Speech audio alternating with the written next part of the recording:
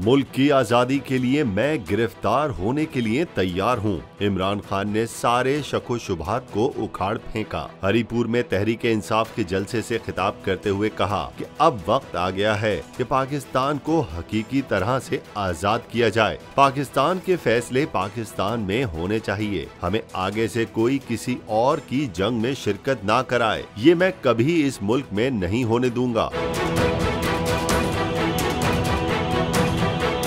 कहा कि माजी में हमारे सरबराह को धमकी मिली कि अगर पाकिस्तान ने जंग में अमेरिका का साथ ना दिया तो हमें तबाह कर दिया जाएगा। काश मैं होता उस वक्त मुल्क का सरबराह, कभी मैं अमेरिका के आगे इस तरह घुटने ना टेकता। चेयरमैन पीटीआई ने कहा कि फैसला किया गया है कि इमरान खान को पकड़ना है। मैं तैयार हो गया कि चलो जेल भी देख लेंगे। दहशतगर्द तो बना ही दिया है उन्होंने।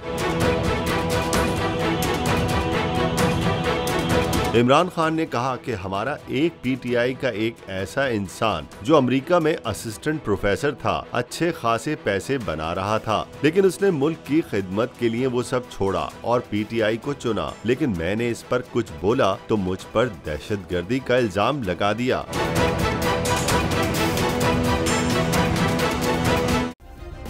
सब्सक्राइब करें और बेल दबाएं ताकि कोई खबर रह न जाए।